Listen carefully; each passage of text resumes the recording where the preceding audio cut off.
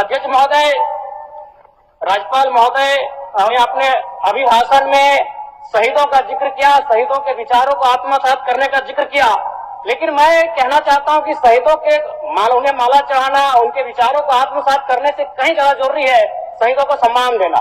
मैं एक झारखंड, चूंकि माननीय मुख्यमंत्री भी झारखंड आंदोलनकारी के सुपुत्र, आज वो मुख्यमंत्री हैं, मैं भी एक झारखंड आंदोलनकारी का बेटा हूं, आज मैं विधायक के रूप में आपके बीच हूं, लेकिन आज असंख्य झारखंड आंदोलनकारी के परिवार है जो छत विक्षत हो चुका है। इसलिए मैं चाहता हूं जिस प्रकार एसटी आरक्षण, ओबीसी आरक्षण और एससी आरक्षण, ईडब्ल्यूएस आरक्षण के साथ झारखंड आंदोलन की लड़ाई लड़ने वाले आंदोलनकारियों के परिवार को, आश्रितों को 5% आरक्षण की व्यवस्था की जाए, ये मैं सदन से मांग करता हूं। अध्यक्ष महोदय, सदस्य जयराम जी बोलिए, बोलिए आप बोलिए। धन्यवाद अध्यक्ष महोदय। मैं माननीय राज्यपाल महामहिम के अभिभाषण की सराहना करने के साथ साथ अभिभाषण के विपक्ष में कुछ बातें रखना चाहता हूं।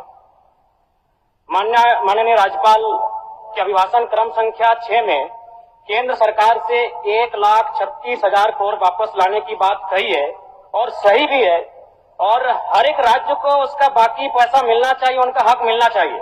लेकिन अध्यक्ष महोदय, मैं आपके माध्यम से सरकार से पूछना चाहता हूं कि राज्य के सभी बैंकों ने मिलकर 2019 से 2024 तक 5,55,018 करोड़ रुपए दूसरे राज्यों को भुगतान करने का कार्य किया है। बैंक में जो पैसा डिपॉजिट होता है वो दूसरे स्टेट को जाता है, और अगर अभी देखा जाए तो झारखंड का सीडी रेशियो मात्र 36% है, जबकि आप तुलनात्मक अध्ययन करें तो आंध्र प्रदेश का सीडी रेशियो 110 के आसपास होता है, तमिलनाडु का सीडी रेशियो 115 के आसपास होता है। और सबसे महत्वपूर्ण बात कि बैंकर समिति के अध्यक्ष माननीय मुख्यमंत्री होते हैं। अगर इस पैसे को हम लोग बचा के अपने राज्य में ले आते हैं तो लोन के माध्यम से यहाँ के युवा, यहाँ के महिलाओं को अगर निर्गत कराते हैं तो बहुत बड़ी समस्याओं का निदान होगा। इसलिए मैं चाहता हूं कि सत्ता का ध्यान इस ओर आकृष्ट हो। मैं आगे, अध्यक्ष महोदय, राज्यपाल महोदय ने अपने अभिभाषण में शहीदों का जिक्र किया, शहीदों के विचारों को आत्मसात करने का जिक्र किया, लेकिन मैं कहना चाहता हूं कि शहीदों के उन्हें माला चढ़ाना, उनके विचारों को आत्मसात करने से कहीं ज्यादा जरूरी है शहीदों को सम्मान देना।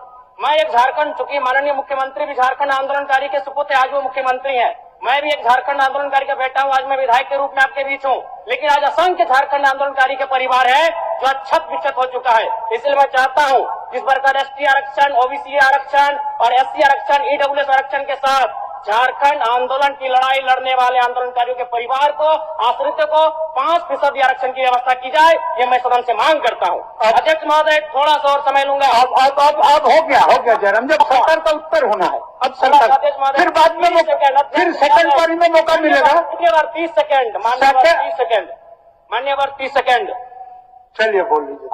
राज्यपाल महोदय के अभिभाषण में इको टूरिज्म डेवलपमेंट कॉर्पोरेशन निर्माण की बात कही है, जो कि सराहनीय है, और मैं चाहता हूं मेरे क्षेत्र में एक पारासात में पुत्रीगढ़ी आता है और डेलिया डैम आता है, उनका उस दिशा में भी डेवलपमेंट करने की दिशा में आगे बढ़ा जाए। और सबसे महत्वपूर्ण बात जो झारखंड के नाम में छुपा है, झाड़ और खंड, झाड़ यानी जंगल, खंड यानी जमीन भूभाग, एक बहुत बढ़िया संबोधन अभिभाषण रहा महोदय, जिसमें उन्होंने जीएम लैंड की जो रसीद 2017 में रोकी गई थी उसकी रसीद पुनः काटी जाएगी। लेकिन मैं साथ ही साथ यह भी चाहता हूं, क्योंकि झारखंड में जितने भी उद्योग स्थापित हैं, चाहे वो रांची का एचईसी हो, दिल्ली का हिंडाल्को हो, सरकार का उत्तर माननीय मुख्यमंत्री, यदि 20-25 वर्षों के बाद उन उद्योगों की जमीन खाली पड़ी है, माननीय मुख्यमंत्री को वापस कराई जाए, मैं आपसे ये मांग करता हूँ। धन्यवाद।